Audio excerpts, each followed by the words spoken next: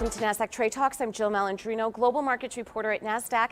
Joining me is Muddu Sudhakar, co-founder and CEO of Aisera, to discuss enterprise AI and automation. Muddu, it's great to have you with us. Welcome to Trade Talks. Thank you. Thank you for having me. Tell us about Isera and how you are streamlining solutions for service desks and help desks. Yeah. So again, Isera is a three and a half year old company, and what we are doing is we are trying to automate the employee experience and the user experience, both for internal help employees and external users, by looking at what people are asking for, the most mundane tasks, repetitive tasks, to most complex tasks, any workflows. I call it like employee workflows, IT workflows, customer workflows. We look at those workflows and automate them.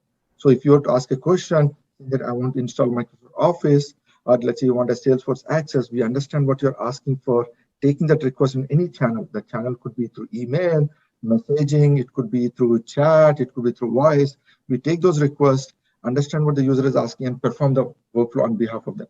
So in the process, we're eliminating the friction for having to need another IT support person to come online, find the time. Just look, we're all working at remote during COVID. COVID really changed everybody's life. You can get your work done now at any point in time, daytime, nighttime, at the convenience. And that's what really driving our adoption in the last, during the COVID and post-COVID.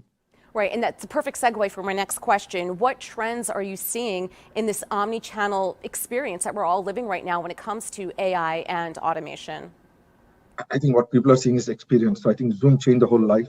As you saw, you guys covered Zoom, and Eric did a great job to go public with Zoom. Zoom, and the next one is Microsoft Teams, and Salesforce acquiring Slack. So people are in this platform. See, you got to go to where users are. It's like if users are hanging around at these happy hours, we should go there. So the key is the users are hanging around in Slack, Zoom, Teams. And our goal is to go to those platforms, those collaboration platforms, offer a way to listen to the user request and help them. And that trend has changed the life. Before COVID, that was not there. So, and that will continue to adopt, where users will be in these platforms and they want to get their work done. And we have to be like almost like I call it like a silent mode or listen mode. I listen to you, what you're asking, and see if I can get your work done for you, right? I'm like your butler, concierge service. Yeah, well, streamlining all those platforms certainly is helpful. Tell us about some of your recent milestones and what are your plans for future growth? Yeah, I think recent milestones obviously look, as a company, we keep adding more and more customers and users. We recently crossed close to 65 million users in our platform, and we're really proud of that, right? Achieving that many users using our service is an important one. And the second one that we are trying to do is getting an adoption both for, as I said, employee help desk all the way to customer service.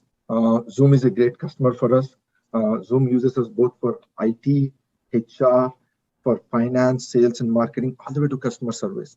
So somebody like Zoom, who is an industry standard and for experience and innovation, they're becoming our customers, a very great thing for us. So we're proud to have them. Other one is companies like Chug is a customer for us. McAfee went IPO in Nasdaq, and they're a big customer for us. So we automate customer service for McAfee. So getting all these customers to use us.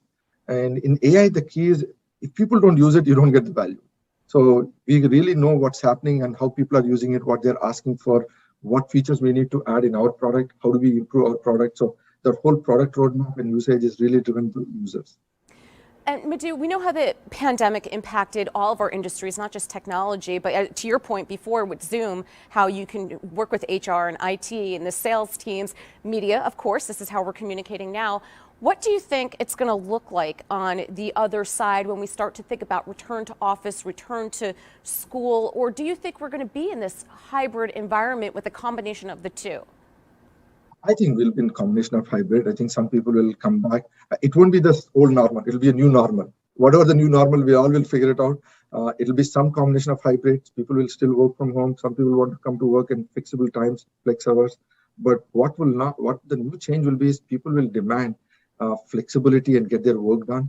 And you don't need to, like, when you call somebody, you wait for customer service to come online. I think that will change.